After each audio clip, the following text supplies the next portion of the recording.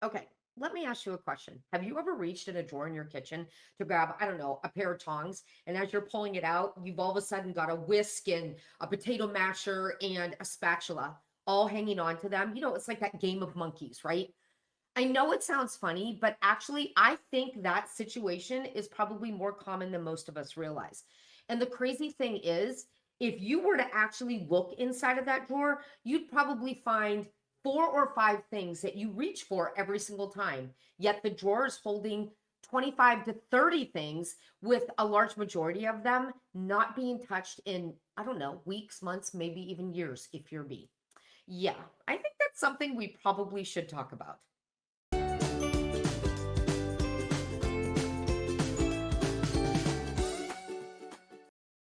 Hey there, my name's Tracy Lynn, and I teach midlife women and men how to right size their homes so they fit the life they're living right now. And in this video today, we're going to talk about why our kitchens, when we work so hard to organize them, turn into hot messes, even after we spent all the work and all the time and all the investment in trying to make them better, right? Because I think when it comes to fixing a frustrating kitchen, I think many of us have been taught to start at the wrong end of the process, right? So we actually go out and buy an organizer to fix the mess and the chaos in our drawers and even in our cabinets. It might be just a regular basket. It might be one of those really nice bamboo drawer inserts, or it might be, I don't know, a container that has all these compartments and it's super complicated. It's got magnets, it's got adhesive, it's got all the things, right?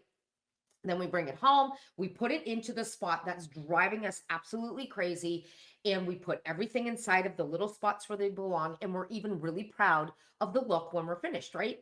And I think that's a good place to be. And even for a little bit, it lasts. You're able to keep up with it. You're able to keep it looking neat. But then fast forward, I don't know, maybe a week or two later, and you're looking for something and you're sorting through everything, making a mess. And now the drawer, it won't even close anymore. The organizer isn't doing its job. And yet again, you spent money on a fix that didn't do what you thought it was going to do for you, right? So I've done that more times than I care to count. Okay. But here's what I've learned: organizers are not meant to be the first step, right? They're meant to be the last step. They're never going to fix a cluttered space. They're never going to solve an area that's overstuffed with too many things, especially in the kitchen, right? So before you buy another basket or another bin, you want to first look at what you actually have in the space. Is there things in there you're constantly passing over? Is there anything pushed all the way into the back of the drawer or sitting way back in your cabinet? Is there anything inside that space that you forgot you completely owned? So here's a quick story. I was in one of my utensil drawers, and in the back, I've got this heavy steel meat mallet, right? I don't even know why I have that thing. There is no scenario on this earth that I'm going to buy a piece of meat that I need to pound before I cook it. Okay. So, yes, I have things in there too that I completely forgot that I owned. So, those are the things, right? The things that you pass over and the things that you forgot you owned that you want to question first, because they probably no longer fit the life that you're living today. And once you decide what truly deserves to stay, you'll know exactly, you'll know actually if you even need an organizer at all. And spoiler alert, you probably don't. Because I found many times when I've right sized an area in my home, the drawer does the job just fine. The space on the shelf does the job just fine because I'm no longer trying to cram too much into the area. So let me give you an example. I used to have one of these fancy organizers that held like all these different sets of measuring cups and spoons and liquid measures. And I think I've even showed you guys this before. And it was great, right? It fit in the drawer in my family home, right? And I had like, I don't even know, 5, 6, 7 sets, mismatched sets. They weren't even complete sets of measuring cups and spoons. And I know that sounds like a lot. I mean, actually, I know it's a lot to have. But when our family was younger and I had 4 boys living at home who were always hungry, baking and cooking things from scratch, I mean, that was just a part of my daily life. And no, I didn't want to use a measuring spoon, clean it out, use it again, clean it out, and use it again. I wanted to grab a new one every time because, yes, I talk fast and I move around a lot, I do that when I cook too. So it's easier for me to just grab a new one, right? But here's the thing, in this home that we live in now, our empty nester home, that's just myself and my husband and my crazy little puppy, I only need one set, right? The only thing I'm making right now is dinner and bread in my bread machine. Okay. And I'm going to talk more about that later, hopefully, if I remember to do so. So I only need one set of each. So that organizer didn't make sense anymore because it literally took up the entire drawer in the kitchen. And I only have so many drawers. You've seen my kitchen. It's super, super tiny. I don't want to dedicate an entire drawer to one set of measuring cups and one set of measuring spoons. So here's what I did. Once those, I right sized down to each of those two sets, right? And once the extras were gone, I didn't really need that organizer anymore, right? And suddenly, now instead of an organizer taking up the entire drawer with all these sets in it, I now had a drawer that was open for more space for things that were crammed in other areas, right? It kind of gave me breathing room, and I didn't need the organizer when after I had right sized than I thought I did. And now I'm rambling and I'm sorry for that. So, yes, the organizer was doing exactly what it was designed to do, right? Hold my massive collection of measuring cups and spoons. But that wasn't actually the problem. The problem was I no longer needed most of what it was holding for me. And I think that's where a lot of our kitchens get stuck. We keep trying to organize everything without stopping to think whether or not we still need all of those things. All right. So here's the thing. I don't think a messy and cluttered kitchen can be fixed with the right organizer, okay? I think the real problem is more hidden behind the scenes. Our lives evolve, but so many times our kitchens don't. So here's what I've noticed. Years ago, when my kids were still at home, our family looked completely different, right? I cooked different meals in much, much bigger portions. Many nights we were eating on the run, right? Running out to the car with a plate and a fork, chowing down dinner on our way to practice, right? We also packed a ton of lunches, lived on cereal, especially on Saturday mornings. We had Friday night pizza night, movie popcorn nights, big Sunday dinners, right? All the things. I'm sure it sounds familiar, especially if you raise kids like we did, right? Our lives were busy, they were fun, and definitely chaotic. And our kitchens were actually set up to match that time of our lives, right? Because that's exactly what we needed, a kitchen that supported the busyness of how we were living. But slowly, and I think sometimes without us even noticing it, things change. You know, our kids, they grow up and they start venturing out on their own. Our families, we're cooking for a smaller number of people. And I think we become more aware of our health. So the foods that we're eating are now changed. I don't eat cereal as much anymore. We discover like new appliances, right? I love my air fryer. We have an indoor grill, my smoothie maker. It's like my favorite thing ever. And we stopped using a lot of the other appliances like instant pots and, oh, electric skillets. Remember those? If you're my age, you probably do, right? And as went on, we no longer did some things in our kitchen and we started doing other new things in our kitchen, right? Our lives changed, things evolve. And there's absolutely nothing wrong with that. I just think it's a natural part of life, right? It's called getting older and evolving as a person. But the problem is that while we're busy living our lives and bringing new things into our kitchens, very little leaves. And before we know it, our kitchen has now become this, I don't know, time capsule, right? Crammed full of all the stuff and gadgets we've collected over the years, whether we're still using them or not. So here's the thing about kitchens that makes them different from any other room in the home. They're constantly being used multiple times a day. But the way we use them changes as our lives change. And they need to keep pace with all of it. Not sure what I mean? Let me tell you another story.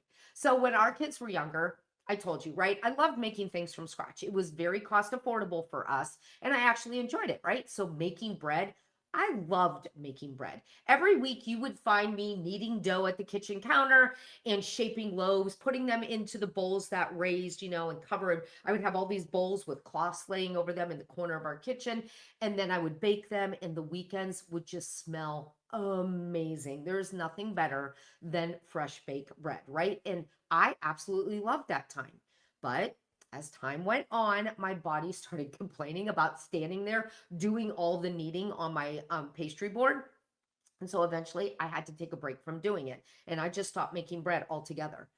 And I think that break ended up lasting, I don't know, like 8 or 10 years, like a decade, right? So one day in this house, I realized I really miss fresh baked bread. So I decided to get a bread machine. That way I could still enjoy that wonderful bakery smell without all of the work. So I brought my bread machine home, and I have to tell you, it's one of my favorite appliances in my kitchen because now it takes like 10 minutes, right? I put all the ingredients inside, I push a button, I walk away. The bread machine does all the work, and my back is none the wiser. It's a really, really good thing. And a couple of hours later, that smell fills my home again. And it's so funny because just the other day, I have to tell you this, I totally forgot I had made bread because it takes like 3.5 hours once you put the ingredients in. And so I'm like doing my thing around the house, and all of a sudden I'm like, oh, what is that smell? It smells so good. Oh, that's right. I'm making bread. So it really does fill your home with those smells, which I absolutely love. All right. So even though I had brought that bread machine back into my kitchen, I never removed any of the other stuff that I used when I made bread before.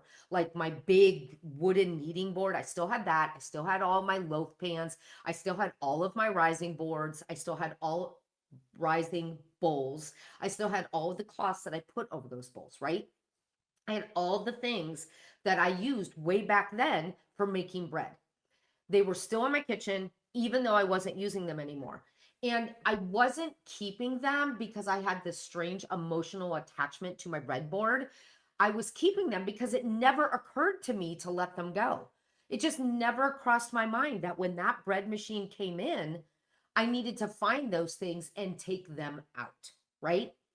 I even moved, here's the funny part. I even moved those supplies from my empty nester home to this home, even though I hadn't made bread in like years. It's just crazy to me, the things that I brought into this house that I no longer used and I no longer needed. And to say that, that's exactly how our kitchens become time capsules, right? So we bring in what we need for the way we're cooking things right now, but we continue to hold on to everything we were using before. So here's a practical habit I learned from all of this. When something new comes into the kitchen, it should also be the day that something else goes out. And that doesn't mean the items have to match, right? You don't have to bring in a bread machine and remove a bread pan for it to work. It just simply means whenever something new comes into the room, use that moment as a reminder and look around and see if there's something that is ready to go. This is such a good practical habit to get into, right? Not just in your kitchen, but in just about every single room of your home. So, if you want an organized kitchen that lasts longer than a week, the answer is to right size it. But how exactly do you do that? Well, luckily, it doesn't require emptying every single cabinet and spending, like, I don't know, the next 4 Saturdays sorting dishes, glasses, and cereal bowls, right? Right sizing can happen while you're doing everyday things that already occur in your kitchen, like cooking dinner, unloading the dishwasher, putting groceries away, right? But you have to pay attention, right? You have to be more aware of what you see while you're doing these activities. So if you reach into a drawer and you notice something you haven't used in years, just question it. Okay. That's all you have to do. Have I not used this in years because I no longer need it? If the answer is yes, put it in the donation box, right? Hopefully you have one sitting in your kitchen. And if you're going down to grab a pan to cook your eggs and you realize, oh my gosh, that pan is down in there that is missing half of its Teflon. Why am I still keeping it? Question it, right? Why am I still keeping it? And that answer will let you know if you can put that into the donation box. And if you're putting groceries away and you bought more spices and you're putting them on the shelf and you look back and you're like, what are those bottles way in the back? And you pull them out and they're actually a rock now. There's like no granulated spice left in there. That's probably a good sign that you can toss those in the trash. Just question it. Notice what you have, question why it's there, and make a decision with that answer. You don't have to empty the entire spice cabinet, right? You don't have to assort every single thing that you own. You just simply need to notice one thing and make a decision, right? And I know those moments only take a couple seconds and they're very small steps, but over time, they're going to completely change the way your kitchen looks and feels, because right sizing isn't a weekend project, right? Right sizing is what happens when you're living your everyday life. Okay, so here's what I love about this approach. I think many times we've been taught to wait till our kitchens frustrate us so much that we finally decide to declutter, right? Simply out of desperation because we're just sick and tired of fighting to make a meal. Then we spend the entire kitchen like knee deep in spatulas trying to figure out how to make it all fit. And that's why organizing this way never really lasts longer than a week. We keep trying to find better ways to keep all of the things that we have without questioning whether they all still need to be there. We organize the bread pans even though we have a bread machine now, right? We organize 15 sets of measuring cups even though we only need one for how we're cooking today. So we organize our kitchens around the way we used to cook, along with all the ways we're cooking now. We're trying to make it work for all of those seasons of our life. So instead of just waiting until things become overwhelming, what I want you to do is begin making small adjustments as you go, starting right now today. So the next time you're making dinner, just pay attention. Notice the tools you automatically reach for, right?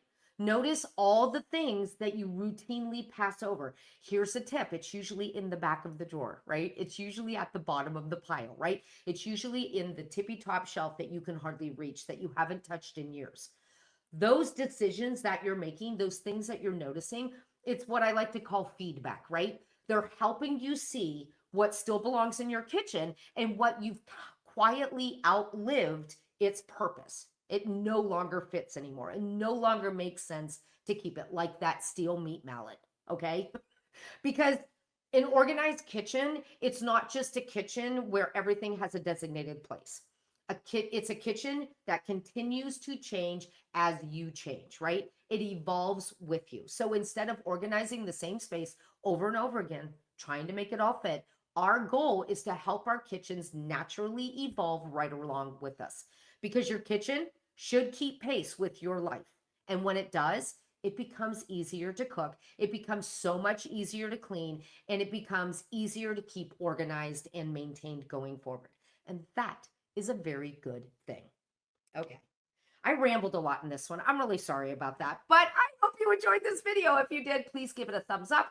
And if you have not subscribed yet, please do so, because those two things really do help my channel grow. Oh, and if you could do me one more favor, if you know anybody that would like to be, I don't know, entertained while they're cleaning out cabinets in their kitchen, share this video. They can listen while they're working and we can do this together. All right, that's all I have for you today. I'll see you next Friday. Take care and have a good one. Bye.